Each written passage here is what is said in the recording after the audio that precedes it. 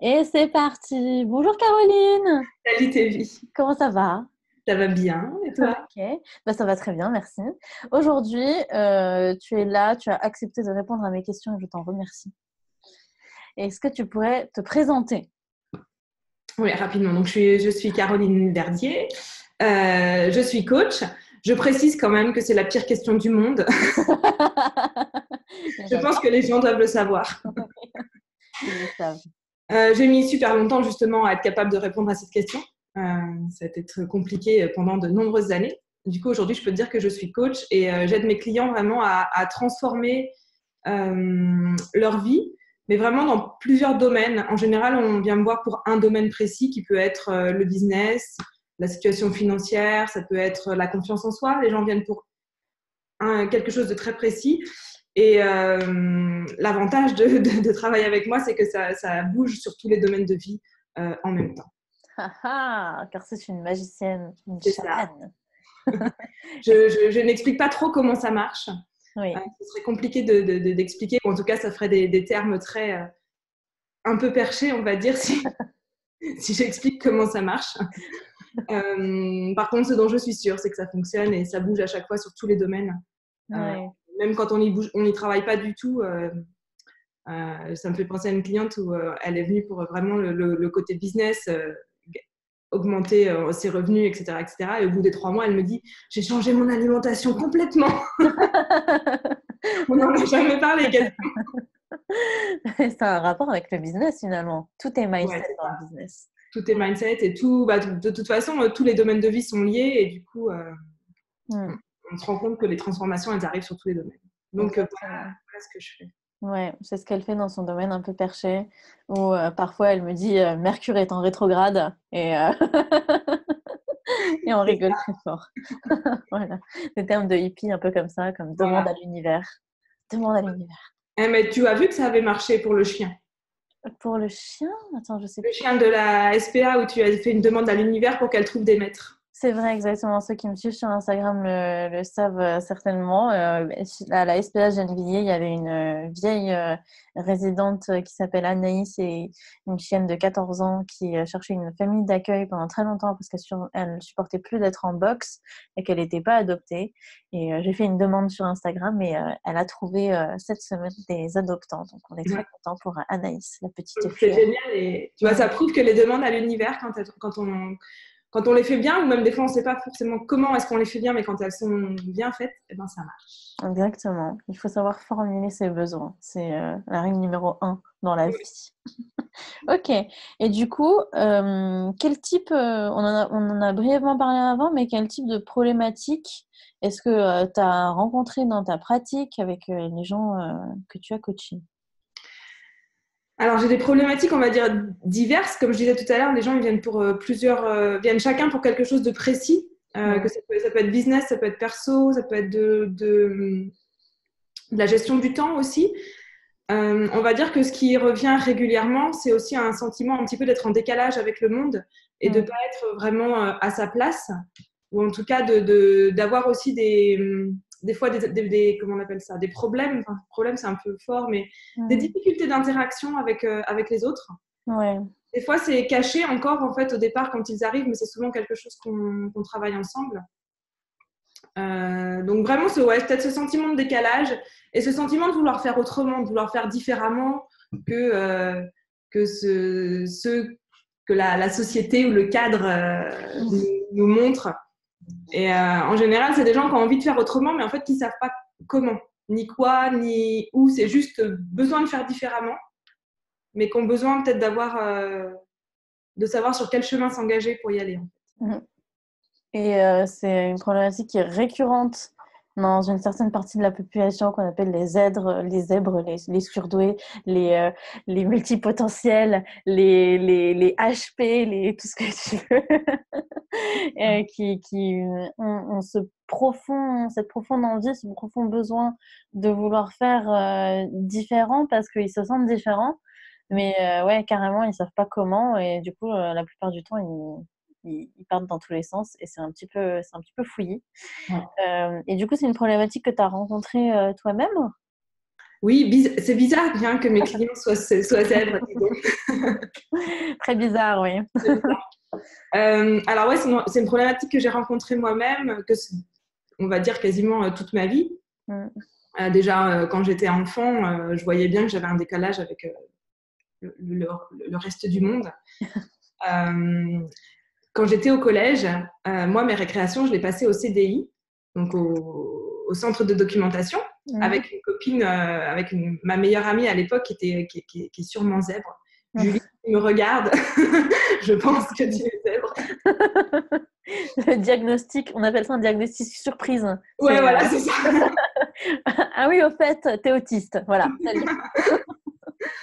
Et on passait en fait, toutes les récréations, toutes les heures de libre au CDI à faire un exposé sur le département de la Vendée. Donc, je viens de Vendée. Donc, on faisait un exposé sur la Vendée que personne ne nous avait demandé. D'accord. On faisait que ça pour nous. Donc, comment te dire qu'au niveau de décalage avec le reste du collège, il y avait du niveau, tu vois. C'est en même temps très touchant et en même temps hyper mignon. Ouais, mais en fait, et le truc, c'est qu'on l'a pas. En fait, on l'a très très bien vécu. Je pense parce qu'on était deux. Ouais. Franchement, toute seule, ça aurait sûrement été vachement plus compliqué à vivre. Tu m'étonnes. Donc, on était deux, on l'a super bien vécu. J'ai appris énormément de choses qui ne me servent pas forcément aujourd'hui, mais. Je peux comprendre, oui. Faire un exposé à l'époque où il n'y avait pas encore Internet et Google et tout ça, c'était vachement de boulot déjà. Ouais, grave, ouais. Et appeler des trucs. Bref, c'était en décalage avec le reste évidemment des collégiens. Mais je l'ai pas. Ce qui était vraiment intéressant, c'est qu'en tout cas pour moi, ça n'a pas été difficile à vivre et je pense vraiment que c'était grâce à la présence à l'époque de Julie, ma meilleure amie, parce que toute seule, ça aurait été vraiment très compliqué. Et puis ça a continué comme ça longtemps. Après, j'ai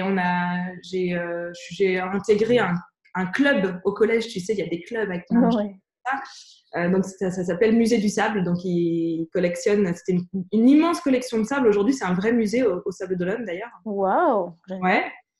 Et donc évidemment, quand je suis rentrée dans ce club, il y avait plein de groupes. Donc il y avait ceux qui s'occupaient de nettoyer les pots dans lesquels on allait mettre le sable. Il y a ceux qui faisaient un truc un peu plus lié à la biologie. Bref, il y avait plein de groupes qu'on pouvait intégrer.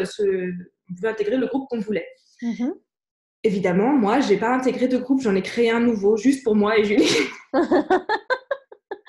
C'est mignon. Donc, tu vois, ce truc de décalage, en fait, il me suit depuis super longtemps. Ouais. Et après, la vie professionnelle, ça fait un peu la même chose. Et comme je te disais avant, c'est que... alors, il y a eu des moments de difficulté, des moments de souffrance, on va dire, puisque parfois, je ne comprenais vraiment pas pourquoi j'avais ce décalage et pourquoi j'avais... Ouais, comme quand il y avait déjà toutes les cases, moi, elles ne me convenaient pas. Il fallait que j'aille chercher celles qui n'existaient pas encore. Et je ne comprenais pas pourquoi, parce que j'ai eu justement mon test de zébritude assez tard, à 35 ans, je crois. Ah ouais, donc ouais, effectivement, très tard. Et d'ailleurs, la plupart des gens que j'ai interviewés ont eux aussi eu un test de QI qui s'est déroulé vraiment très tard dans leur vie. Moi, j'ai eu la chance, mes parents ont été obligés parce que, en fait, j'ai sauté, oui, c'est une histoire drôle, j'ai sauté de classe et comme quand on est très jeune, quand on a 2 ans d'avance, 2 ans, c'est énorme de décalage. Entre un enfant de 8 ans et un enfant de 10 ans, le décalage est énorme. Du coup, le système normatif ne peut pas accueillir un enfant qui a 2 ans d'avance. Donc, il a fallu me faire entrer dans un système spécialisé. Et pour me faire entrer dans un système spécialisé, on était obligé de me faire passer un test de QI. Sinon, je n'étais pas acceptée. Ouais. Donc, j'ai eu cette chance parce que mes parents étaient obligés. Sinon, ils ne l'auraient jamais fait, évidemment. J'aurais dû le faire beaucoup plus tard. Ouais. Ma maman est enseignante, elle est institutrice de maternelle et c'est vrai que tout de suite, quand je suis rentrée à l'école, il y a eu ce questionnement de saut de classe. Et pour elle, en étant enseignante, elle avait vraiment, et je pense qu'elle l'a toujours, j'en sais rien, mais en tout cas, elle avait vraiment cette croyance que faire sauter des classes à un enfant, c'était ne pas respecter son rythme au niveau de sa maturité émotionnelle, même si au niveau de l'apprentissage, l'enfant était bien plus avancé. D'accord. Du coup, ça a toujours été un non-sujet pour moi. C'est-à-dire que même si tous les profs au départ disaient bah, Caroline, elle pourrait sauter des classes, etc., etc., pour ma maman, ça a toujours été non. Même si l'apprentissage, elle peut aller beaucoup plus vite, au niveau de maturité émotionnelle, pour elle, c'était pas une bonne chose. Donc, du coup, j'ai suivi une scolarité normale en me faisant chier hein, quand même la plupart du temps. Il faut quand même Oui. ça c'est clair. Mais du coup, c'est ce qui a fait que j'ai suivi une scolarité Ouais. normale, enfin, Ouais. dans ce qui est prévu, quoi. Ouais. Et cette problématique de maturité émotionnelle revient souvent justement chez les surdoués. On appelle ça un profil hétérogène. C'est des enfants, par exemple, qui sont très très intelligents et très matures et qui parlent comme des adultes, mais qui ont besoin d'avoir une attention affective aussi forte que des petits enfants, des poupons, des petits bébés, quoi.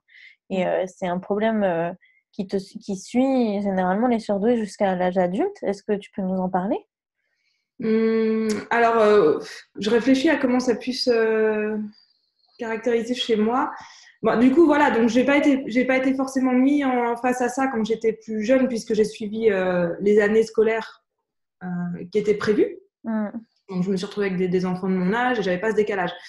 Par contre, en effet, pour moi, c'était pas. Enfin, pour moi, ce qui était intéressant, c'était de discuter avec des adultes ou discuter avec des enfants plus âgés. Sinon, les conversations, franchement, je voyais pas l'intérêt. En fait, non, mais je comprenais pas.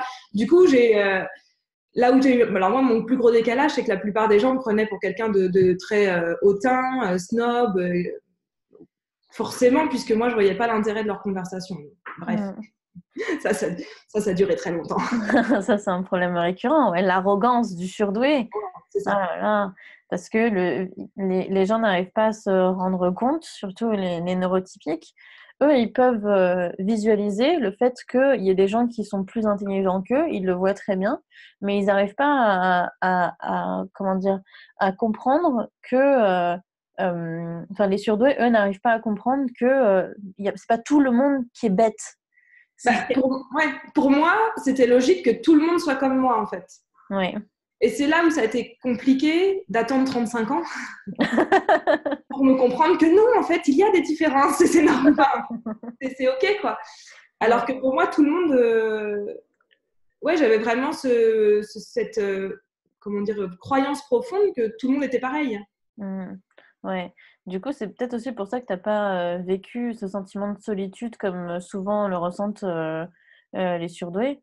Ils ressentent qu'ils sont en décalage, qu'ils sont jamais pareils que les autres et que personne ne peut les comprendre et ce genre de choses. Toi, tu as Ouais. eu cette amie qui t'a accompagnée, donc c'est pas un truc que tu as forcément vécu. Non, voilà, je l'ai vécu. Et du coup, comme j'avais une amie qui était pareille, Mm. pour moi, le reste du monde devait être forcément pareil. Donc, je Mais voyais non. bien qu'il y avait. Hein? Mais non, en fait. Je voyais bien qu'il y avait des choses qui étaient différentes et il y avait un décalage au niveau bah, des conversations, de la vitesse. Enfin, mon plus gros problème, c'est la rapidité. Oui. On pourrait en parler, mais je voyais bien ce décalage. Mais en même temps, j'avais vraiment cette recherche j'avais une recherche intérieure, mais qui n'était pas forcément définie d'être différente. J'essayais d'exprimer une différence, Mm. mais je la comprenais pas spécialement, en fait. Ouais. Mais Ouais, je voulais être la fille différente, en fait. Mm. Ouais, c'est vrai que ce besoin de rapidité, que tout aille vite, que tout soit hyper rapide, ça, c'est vraiment aussi spécifique. Et des surdoués et aussi des hyperactifs, hein, qui sont Oui, dyslexiques, justement, pas parce qu'ils ont un cerveau qui est dyslexique, mais surtout parce que ils lisent tellement vite que voilà, ils font plus attention et qu'à la fin, voilà, ils font des fautes d'orthographe, ce genre de choses, parce que se relire, ça prend trop de temps. Donc, on ne fait pas ça. se relire, mais pourquoi faire? Voilà, ça prend trop de temps, donc non. Hein. Autant apprendre le Becherel par cœur, voilà. Voilà. Et ça, oui, comme ça, on est sûr qu'on on se base sur nos propres connaissances et pas sur la sécurité de l'erreur humaine, quoi. Non. Quand j'étais petite, avant de me coucher le soir, je lisais les questions du Trivial Pursuit pour les apprendre. Ah. Moi, j'ai la chance d'avoir des parents médecins et du coup, je leur piquais leur livre d'anatomie et j'allais voir comment ça se passait dans les veines des gens. Donc, oui.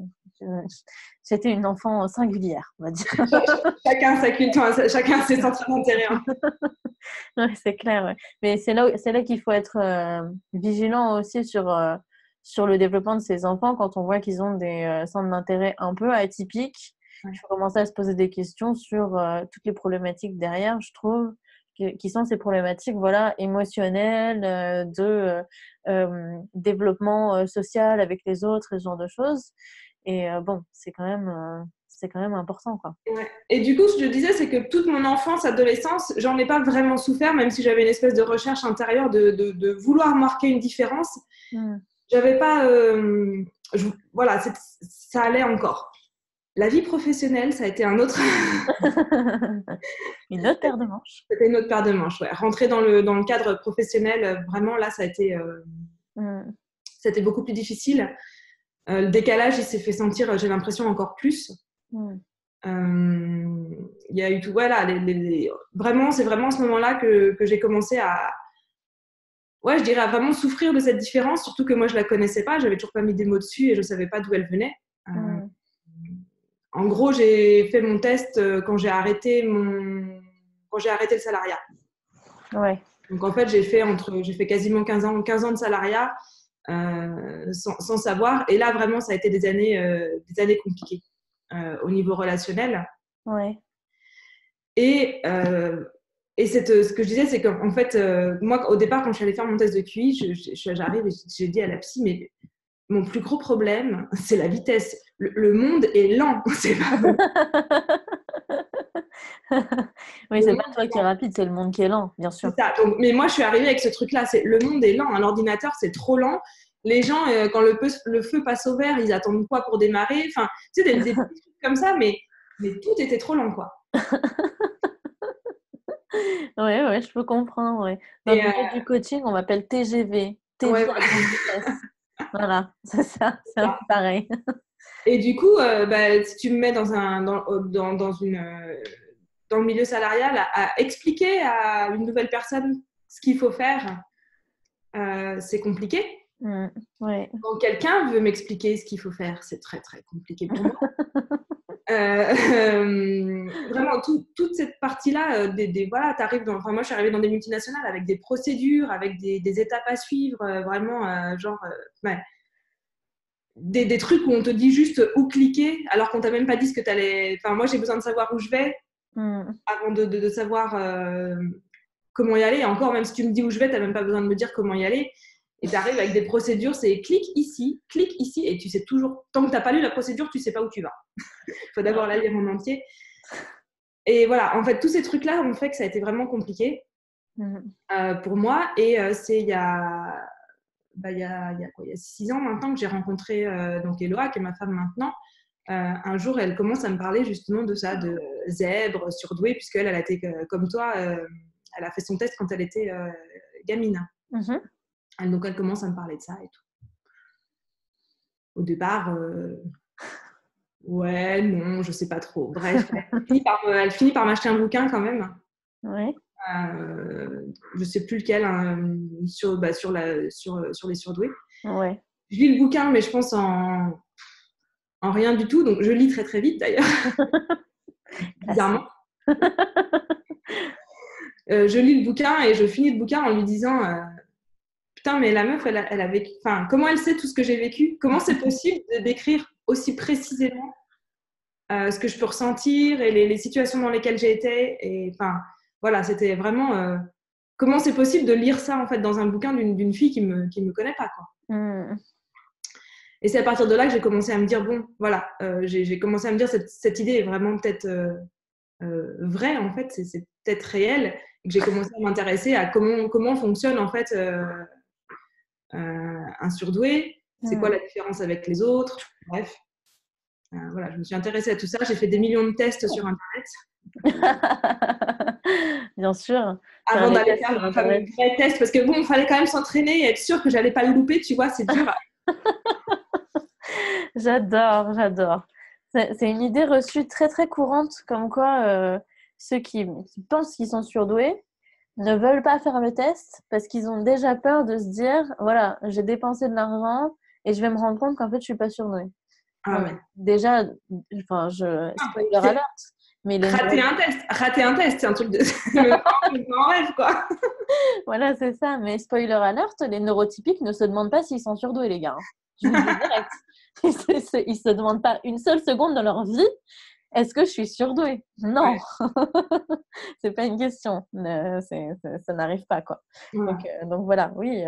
Et donc, ouais, pour moi, donc, j'ai fait des millions de tests, tu sais, des plus débiles, tu sais, sur les magazines qui veulent rien dire aux tests d'entrée de Mensa et tout qu'ils ont sur le site. Enfin, Oui. j'en ai fait vraiment pendant un temps, vraiment beaucoup. Moi, il faut savoir que je joue pour gagner. Hein. Je veux dire, même quand je joue avec ma fille de 7 ans au domino, je joue pour gagner. Hein. Moi, donc, si je fais un test, c'est pour le réussir. D'accord. Donc, j'y suis quand même allée avec une certaine pression. Fallait réussir le test de QI. Ouais, c'est ça. Ok. Donc voilà, j'y suis allée avec une certaine pression. Mine de rien, ça a été quelque chose d'assez difficile à décider, à faire et tout. Personne n'était au courant, j'en avais parlé à personne, même pas ma femme. Ouais.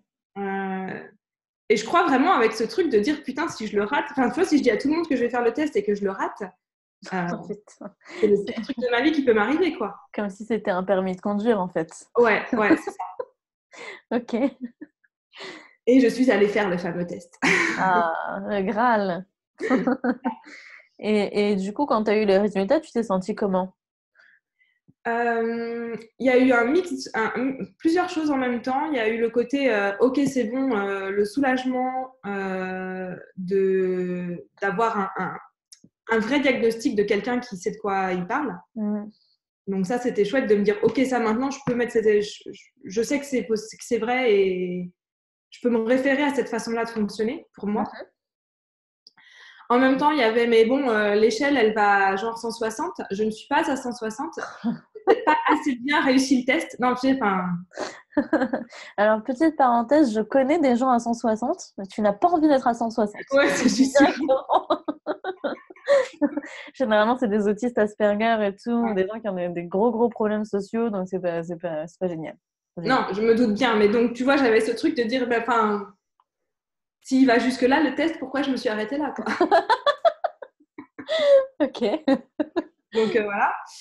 Mais bon, ouais, je crois que ce qui était vraiment important pour moi, c'est vraiment ce soulagement, de dire, ok, c'est vraiment ça, et ça explique vraiment beaucoup de choses, et maintenant, je vais savoir comment faire, je sais pas, parce que tu ressors pas avec un mode d'emploi. Ce qui aurait été chouette. Ouais, c'est bien ça le problème des tests de QI, c'est qu'il n'y a pas de suivi derrière. Non. Ça, c'est très dur. Ouais, donc ça, il y avait ce truc-là de dire, ok, bah super, maintenant je sais, et qu'est-ce que j'en fais? Donc voilà, il y a quelque part ce truc par rapport au mode d'emploi qui n'allait pas, enfin que je n'avais pas, mais qui, enfin pour moi en tout cas dans mon parcours, c'était nécessaire de passer par la phase du test. Je pense que si j'étais pas passée par là, je me serais toujours pas autorisée à m'inclure dans le groupe des surdoués, et donc du coup à pouvoir vraiment fonctionner comme je fonctionne naturellement. Oui. Et du coup, ça t'a posé des problèmes au quotidien de savoir ça? Enfin, il y a eu des choses qui se sont déclenchées derrière? J'ai fait un burn-out pas longtemps après, mais je pense pas que c'était lié.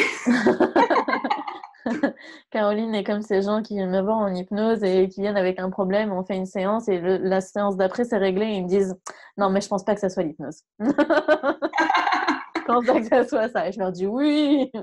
Après voilà, moi dans mon quotidien ma femme l'est aussi, donc j'ai pas de problème de compréhension à ce niveau-là. Ouais. Par contre, quand on parle toutes les deux, les gens autour ne comprennent pas ça, mais ça c'est autre chose. Non, mais cela dit, d'ailleurs, j'ai appris donc avec la psy suivante que j'ai vue par rapport au burn-out que, en fait, quand j'ai fait mon test, j'étais déjà en burn-out ou en pré-burn-out. Et déjà, elle m'a dit, vous avez été faire le test de QI, c'est pas du tout le bon moment pour le faire. Pas grave, c'est passé, c'est bon. Au moins, je l'ai réussi, c'est bon. Ouais, ça, j'ai réussi, tu vois. C'était genre, ouais, vraiment, j'avais ce truc de réussir ou échouer, quoi. C'est affreux. Non, mais c'est affreux en fait d'aller faire ça dans ce sens-là. Oui, c'est vrai, oui. C'est une pression énorme, je pense que je sais pas si enfin, les personnes qui peuvent nous écouter, qui vivent ça, il n'y a pas de tu réussis ou t'échoues en fait. Non. C'est simplement une meilleure connaissance de soi et enfin, je me dis que je dois pas être la seule à y aller dans ce mood. Bien sûr. Et surtout que les tests de surdoué adultes, ils sont moins fiables que ceux pour les enfants, déjà, parce qu'ils existent depuis moins longtemps. Et ça, il faut le savoir. Okay. Et aussi, le chiffre du QI, c'est un chiffre qui n'est pas figé dans le temps.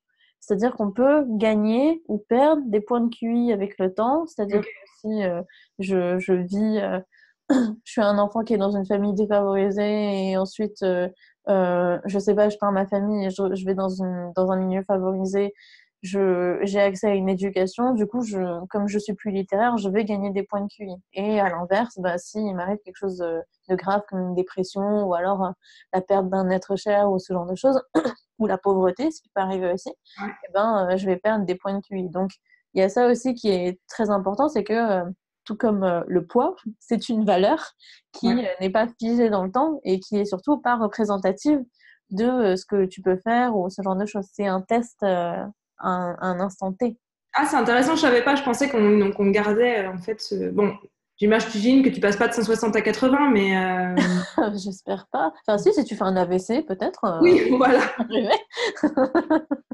Faudrait faire un test de QI en ayant fait un AVC, c'est waouh! Oui, déjà. Mais ah non, je savais pas que ça bougeait, donc c'est hyper intéressant. Pour moi, ce qui était vraiment important, c'est que du coup, bon, après, il y a ces histoires de QI hétérogènes et homogènes. Bref, je suis pas trop rentrée dans les détails. En tout cas, ce que je sais, c'est que moi, mon score le plus haut, c'est sur la rapidité d'exécution et la vitesse d'analyse. Et du coup, ça m'a X-là. bizarrement, ouais. Mais justement, en fait, d'avoir vraiment ces détails-là, ça m'a permis de comprendre parce que même ma femme, elle me dit que je lis super vite, en fait. Alors que sur son résultat total, il est plus élevé que le mien. Ouais. Donc, c'était quand même intéressant d'avoir ces différents piliers, en fait. Ouais, c'est pas tant le chiffre et les résultats qui sont importants, c'est plus l'analyse des résultats. Ouais, c'est ça. D'ailleurs, c'est pour ça qu'on ne fait pas le test de QI tout seul devant une feuille chez soi. C'est pas aussi simple. Il faut qu'il y ait un psychologue avec soi parce que les réponses aux questions et les réactions aux questions sont parfois plus importantes que la réponse en elle-même. Par exemple, je me souviens très bien d'une question quand j'étais petite qui m'avait beaucoup marquée et dont j'ai reparlé pendant ma thérapie. C'était quel est le point commun entre le rouge et le bleu? Donc un enfant neurotypique répondra simplement c'est une couleur. Moi j'avais répondu c'est le violet, puisque si tu mélanges le rouge et le bleu, ça fait du violet. Il y a des enfants qui répondent bah, c'est le soleil, parce que quand le soleil se couche, le soleil est rouge et le ciel est bleu, ce qui est une bonne réponse aussi. Il y a certains enfants qui répondront bah, c'est les veines dans le corps, puisque il y a pas une réponse, on n'attend pas une réponse. Exactement, oui. Mais plus la réponse est compliquée, plus il y a suspicion de haut potentiel. Je n'avais même pas, quand tu as posé la question, à aucun moment j'ai trouvé que le point commun c'était une couleur. J'étais en train de commencer à faire. Alors il y a ça. Bien sûr qu'il n'y a pas qu'une seule réponse à cette question. Hein, voilà. Non, et après, ah ouais, c'est aussi une couleur. Ouais. Ah bah oui. C'était bien trop simple. Trop simple. Donc voilà, toutes les questions sont bonnes, évidemment, mais tu vas perdre des points si jamais tu ne réponds pas la réponse qui est demandée. Parce que, voilà, on attend une réponse de toi. Et c'est ça aussi qui détermine le score du QI. Et c'est pour ça qu'il est si peu important finalement. Ouais. Mais, donc voilà, mais en tout cas, de rentrer dans ce détail-là, c'est vraiment ça qui a été intéressant pour moi, qui m'a permis d'expliquer beaucoup de choses, en l'occurrence vraiment sur la vitesse, l'analyse d'exécution. Quelques années auparavant, j'avais fait un test pour rentrer, je voulais potentiellement rentrer comme contrôleur aérien. Et il y a un des premiers tests que j'ai fait, ils le font aussi pour les pilotes. c'est un test en fait qui est censé mesurer ta vitesse de transition entre des sujets différents. On va te faire passer du français à des maths, à quelque chose, voilà, des domaines très différents. Et tu ne vas pas pouvoir finir les exercices et en fait, il y a quelqu'un qui va te dire top et tu vas passer à l'autre et tu vas le faire comme ça. Et vraiment pour tester ce truc-là. Et ils avaient dit au départ, donc c'est normal de ne pas réussir à finir. D'accord. On ne peut pas arriver au bout. Et alors, je ne l'ai pas complètement fini, mais je suis arrivée très, très, très, très loin dans le... Il y a À la fin, elle a pris mon truc, elle m'a fait « Ok. » Genre, ah bon, c'est possible? Eh oui. Eh ouais. Eh oui. Donc voilà, tout ce truc-là sur voilà, moi la vitesse, la rapidité, d'accepter en fait que c'était moi qui avais cette rapidité, qui était donc pas que je pouvais pas l'attendre des autres. Au départ que moi je pensais que tout le monde était pareil, bah, je l'attendais des autres et donc si tu l'avais pas, t'étais quand même un très gros loser à mes yeux, quoi. C'était hyper dur pour les gens en face. Je peux comprendre maintenant. Eh oui, mais ça a l'air tellement évident maintenant, mais ça ne l'est pas pour la plupart des adultes et la plupart aussi des enfants surdoués. C'est encore plus prégnant chez les enfants. Par exemple, moi, quand j'ai sauté ma deuxième classe, je suis allée dans une école trilingue, donc j'ai été trilingue très très tôt. Et c'était vraiment des langues que j'ai appris très couramment en à peine 2 ans et j'avais 6 ans. Donc de mes 6 à mes 8 ans, j'étais parfaitement trilingue. Et il y avait un enfant dans ma résidence avec lequel on jouait dans un groupe d'enfants et eux, ils jouaient à la console. Et le jeu, c'était Street Fighter et c'était en anglais. Et eux, ils répétaient ce que le jeu disait en anglais en yaourt. Et moi, je leur disais, mais vous êtes cons ou quoi? C'est pas du tout ça qu'il dit. T'as pas entendu ce qu'il a dit? Voilà, c'est pas du tout ça en fait. Et, et c'est de là d'où vient cette fameuse arrogance du surdoué, parce qu'on n'arrive pas à comprendre que c'est pas tout le monde qui est con, c'est nous qui sommes vraiment très intelligents. Non, mais c'est ça en fait. Mais du coup, c'est là où c'est vraiment intéressant d'aller, pour moi, au bout des choses. C'est-à-dire, en tout cas, pour moi, c'était de faire le test. Maintenant, tu peux, j'imagine, accepter de te considérer comme surdoué sans faire le test. Il y a peut-être des parcours différents. Dans tous les cas, d'aller jusqu'à l'acceptation de ça et de comprendre comment on fonctionne. C'est ce qui, derrière, me permet je te disais justement, au début, dans la façon dont j'accompagne mes clients, c'est d'aller faire des transformations importantes sur tous les domaines de vie, mais de manière rapide. Du coup, moi, aujourd'hui, ma spécialité en tant que coach, c'est que si tu viens me voir, ça va bouger vite. Puisque je vais aller faire des liens très, très vite, en fait, entre tous tes différents domaines de vie. Et du coup, le fait d'être passé par vraiment cette compréhension de moi-même, donc par le test et de l'accepter, parce que je pense qu'il y a une grosse partie il y avait une bonne phase d'acceptation qui a duré quand même un petit moment. Un petit moment pour moi, ça peut être un grand moment pour d'autres, mais bon. Voilà, ça a duré. Il y a quand même une phase d'acceptation. Mais aujourd'hui, c'est quelque chose que, voilà, je sais, ça fait partie de moi. Et je sais aujourd'hui comment le transmettre, en fait, et comment l'utiliser pour mes clients. Oui, c'est comme ça que tu as réussi à gérer tout ça au quotidien. C'est en acceptant que ouais, il y avait des problématiques d'un côté, mais aussi de grandes forces de l'autre. Et il fallait utiliser tout ça, quoi. Ouais. Mais alors moi, je pense fondamentalement que nos plus grandes forces, elles viennent de ce qu'au départ, on pense qu'est notre plus grand problème, en fait. Oui, totalement. Ouais. C'est le revers d'une même médaille, finalement. Ouais, c'est ça. Et souvent, quand tu vas vraiment creuser dans ce que tu crois être un problème pour toi, ou ce qu'on va un défaut, enfin, tu peux l'appeler comme tu veux, quand on va creuser là-dedans, on y trouve une force et des qualités énormes, en fait. Oui, bien sûr. Je travaille avec mes clientes, moi j'appelle ça le super pouvoir, mais quand tu vas travailler sur ton super pouvoir, alors au début c'est pas fun de travailler sur ton super pouvoir parce que je vais aller te montrer tout ce que t'as pas envie de voir, mais comment depuis ça tu vas pouvoir en faire tes plus grandes forces et comment tu vas pouvoir les appliquer dans ta vie et dans ton business par exemple. Oui, bien sûr. Si on doit prendre pour exemple quelqu'un que j'ai déjà interviewé, c'est Elise Pom Pom Girl. Elle s'est spécialisée dans les hypersensibles, mais parce qu'elle est hypersensible elle-même. le downside, c'est que elle elle est sujette à ses émotions très très facilement et que parfois ça peut te paralyser, surtout dans des émotions négatives comme l'anxiété, la tristesse, ce genre de choses. Mais par contre, c'est des choses qu'elle peut très très bien comprendre chez les autres et réussir à transformer. Donc il y a ça aussi. Moi, par exemple, je suis surdouée depuis quand même longtemps. Enfin, je le sais depuis longtemps, depuis que j'ai 6 ans. Et il a fallu comment dire, s'adapter aux autres pour que ils me comprennent, parce que sinon ils me comprenaient jamais. Et ça a été un très très gros problème de pas être comprise. Mais aujourd'hui, j'ai une très grande pédagogie grâce à ça. Donc il y a voilà, c'est vraiment deux revers d'une même médaille, quoi. Et du coup, ce qui pendant très longtemps, surtout dans le salariat, où je me souviens de réunions où genre, tu viens à une réunion, t'es 12, il y a tel objectif, et puis tout d'un coup, genre, tu lèves la main, tu fais non, mais là, si tu fais pas ça, ça va pas marcher parce que sinon, blablabla, et puis il y a tout le monde qui te regarde, genre, ouais, ok, c'était gentil, mais on n'a pas compris de quoi tu parlais, donc. Ok. Et au bout de 3 heures de réunion, ils te font ah, mais si. Et ils redisent la même chose que tu as dit.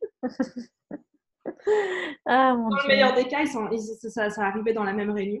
Sinon, des fois, il en fallait plusieurs. Bref. Et ça, pour moi, qui a été une énorme frustration. Aujourd'hui, c'est quelque chose justement que, au lieu de me dire, non, c'est moi qui suis pas. Parce que pendant un temps, c'est moi qui je me disais, non, en fait, c'est que les liens que je fais, ils fonctionnent pas, ou ça va pas. Ou... Tu vois, je me suis vachement remise en question par rapport à ça.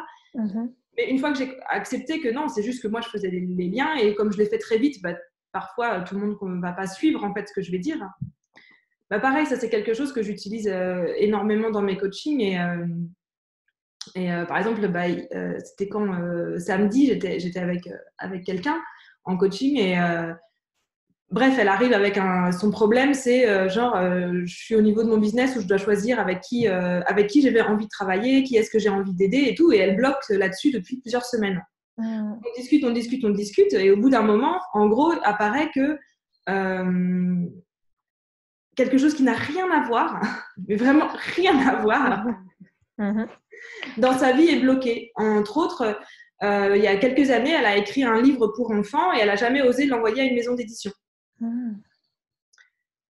On discute de ça et en fait, à la fin, ça devient hyper limpide pour elle que tant qu'elle n'a pas envoyé ce manuscrit à la maison d'édition, elle ne pourra pas trouver avec qui elle va vraiment pouvoir aider et elle va vouloir travailler dans son business. Sauf que ce lien-là, il n'y a personne qui va te dire tout de suite pas personne, mais c'est pas le truc qui vient à l'esprit en premier quand tu as ton problème. Et des exemples comme ça, en fait, j'en ai avec tous mes clients. Genre quelqu'un qui m'appelle en me disant ouais, ça fait 3 mois que j'ai rien vendu, je suis bloquée, je comprends pas, on parle un peu business. Au bout de 2 minutes, je lui parle de son mec et il suffisait qu'elle dise un truc à son mec. Elle l'a fait 2 jours après, la semaine suivante, elle a recommencé à vendre. Ouais. Et donc, c'est des choses où le lien en tant que tel, il n'est pas du tout logique. Enfin, pour moi, oui, mais pour les autres, pas. Pour la plupart des gens, on va dire que ce n'est pas un lien logique. Ouais. Et donc ça, ouais, qui était vraiment pour moi un défaut, en tout cas à l'époque, quand j'étais salariée, j'avais l'impression que c'était un problème de voir ce genre de choses, puisque soit on m'écoutait pas, soit on me prenait pas au sérieux, enfin voilà. Ouais, et aujourd'hui, en fin de compte, c'est ce qui fait que j'ai des résultats avec mes clients hyper rapides. On n'en a pas parlé, mais il y a ce qui s'appelle l'arborescence chez les surdoués. C'est la manière dont les surdoués généralement réfléchissent. Et c'est ce qui fait que chez un enfant en bas âge, par exemple, il arrive à faire des phrases avant même de prononcer des mots. Ou alors il arrive à, je sais pas, calculer, compter avant même d'apprendre les chiffres et ce genre de choses. Ma fille, elle sait faire des additions, mais quand tu lui demandes de compter les trucs l'un à la suite des autres, ça marche. Voilà, par exemple. On va pas dire, on va pas donner des diagnostics surprises comme ça, hein, mais bon, voilà. Et d'ailleurs, on connaît, je sais pas si tu le connais, mais en tout cas, Jérémy l'a interviewé, c'est Florian Morata, qui lui a appris à coder avant de savoir parler, par exemple. Donc voilà, il y a ça aussi. Bon, c'est que plein d'indices comme ça qui font que, au lieu de prendre les informations logiques comme chez les neurotypiques et réfléchir en séquentiel, ça s'appelle, c'est-à-dire 1 plus 1 égale. D'abord, on apprend les chiffres, ensuite, on apprend les additions, ensuite les soustractions, ensuite les multiplications, ensuite les divisions, et puis après, on fait des facteurs et ce genre de choses, j'en sais rien, ou des fractions, je sais plus. Et ben, au lieu de faire ça, ben, on sait comment on fait une fraction, et on sait comment on fait une multiplication, et on sait pas comment ça se fait, et puis un jour, ben, toutes ces informations font sens en un tronc commun. Et c'est pour ça qu'on appelle ça l'arborescence, c'est parce qu'il y a une multitude de petites informations qui sont toutes là, on ne sait pas pourquoi elles sont là, et puis un jour, ben, tout fait sens de manière un petit peu magique, quoi. C'est ça. Mais c'est exactement ça. Tu peux le faire dans l'apprentissage, donc avec toutes ces informations. Et souvent, il y a des gens qui sont dans leur vie, en fait, comme tu disais au départ, ont tendance à partir dans tous les sens. Et ils se retrouvent bloqués parce qu'ils ne trouvent pas le lien logique. Le lien magique entre les deux, entre tout ça. Parce qu'il y a des gens qui vont me dire, ouais, mais bon, moi, je sais pas, je fais... qu'est-ce que j'ai eu comme exemple qui peut être intéressant? Une personne qui fait des bijoux en plumes et qui accompagne des parents sur l'éducation et qui fait aussi de la peinture avec les femmes surmenées. Et en fait, elle partait comme ça dans tous les sens et pour elle, ça devenait fatigant ou en tout cas frustrant de partir dans tous les sens, alors qu'en plus, on te dit le focus, c'est hyper important. Ça l'est. Ça l'est, on est d'accord. Mais en tout cas, elle se perdait là-dedans et il lui manquait simplement de trouver c'était quoi ce fameux lien magique pour que tout prenne sens, en fait, tout d'un coup. Et une fois qu'elle a eu ça, ben, du coup, là, elle a vraiment eu le focus, tout en continuant à faire tout ce qu'elle aimait, parce qu'il y a un vrai lien entre tout ça. Oui, c'est clair. Ouais. Rien n'arrive par erreur, de toute façon. Et du coup, est-ce que tu aurais des conseils à donner aux gens qui nous regardent? Alors, si tu t'es reconnue dans ce dont on parle, faire le test. Si tu as peur de rater le test, va faire le test. C'est normal. C'est normal, ouais. C'est clair. Ouais, c'est normal. Et peut-être, alors ce que j'ai pas fait tout de suite et peut-être que ce serait intéressant de le faire différemment, c'est justement d'être accompagné après le test. Oui, totalement. Ouais. Sur toute la partie acceptation, autorisation et de voir comment est-ce qu'on peut mettre vraiment ça en application en fait dans son quotidien. Je pense que ça c'est quelque chose qui est important pour moi je l'ai fait seule. C'est faisable, hein, tu peux y arriver seule, ne t'inquiète pas. Comme tout, hein. Comme tout. Mais je pense que de le faire avec quelqu'un, ce sera et plus rapide et plus confortable aussi, parce que d'être accompagné par quelqu'un qui connaît, en fait, qui sait par quoi tu vas passer. Ben oui, c'est clair. Ouais. C'est super important. Vraiment, et puis d'aller dans le détail, comme on disait, de comprendre, puisque le test, il est quand même assez... il est précis, mais en même temps, il a plusieurs domaines différents. Et on va tous fonctionner en tant que surdoué de manière différente et on n'a pas du tout les mêmes... Même entre nous, on ne se comprend pas, hein, toujours. C'est OK. Ouais, il y a des fois des phases d'ajustement pour qu'on arrive à parler le même langage, mais quand même moins qu'avec un langage. Ouais, c'est clair. La traduction se fait quand même plus vite. C'est clair. Mais vraiment d'aller en tout cas dans ce détail, de bien comprendre comment on fonctionne pour pouvoir vraiment l'utiliser, puis en fait en faire une force, quoi. Parce qu'au départ, surtout quand tu le sais. En tout cas, moi, dans mon parcours, je ne sais pas comment c'est différent quand on le sait quand on est petit, mais moi, dans mon parcours, de ne pas le savoir, ça a été compliqué à un moment donné. Donc, vraiment, de mettre des mots dessus, d'accepter et de m'en servir plus comme d'une force que comme un défaut. Oui. C'est vraiment ça qui a vraiment changé la donne, en fait. Ben, c'est drôle parce qu'à chaque fois que je pose cette question, la réponse est toujours la même. Se connaître soi-même, c'est le conseil qu'on donne tous aux gens. C'est qu'il faut arriver à se connaître. C'est une notion qu'il va falloir que j'aborde parce que c'est très flou quand même. Ouais, c'est super flou et ouais, je suis d'accord avec toi. C'est tellement précis. Ouais, c'est ça. Et moi, j'aime bien ce que je dis. Moi, je trouve que c'est hyper intéressant d'aller chercher tout ce qui est pas joli, quoi, au départ.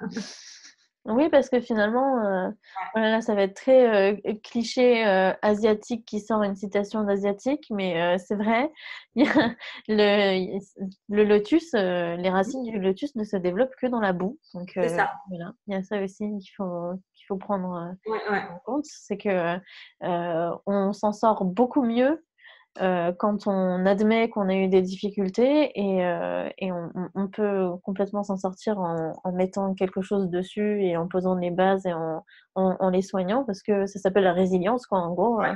faire d'une difficulté quelque chose de moteur et de bénéfique. Ouais, ouais. Donc voilà, j'aime bien aussi, j'aime bien ajouter que dans la connaissance de soi, c'est important d'aller voir le caca. On ira voir tous ensemble le caca. Ouais. Ok. Et du coup, bah voilà, est-ce que tu aimerais ajouter quelque chose dont on n'aurait pas parlé Voilà, tout de suite, non, rien qui n'est lié à ce sujet ne me vient à l'esprit.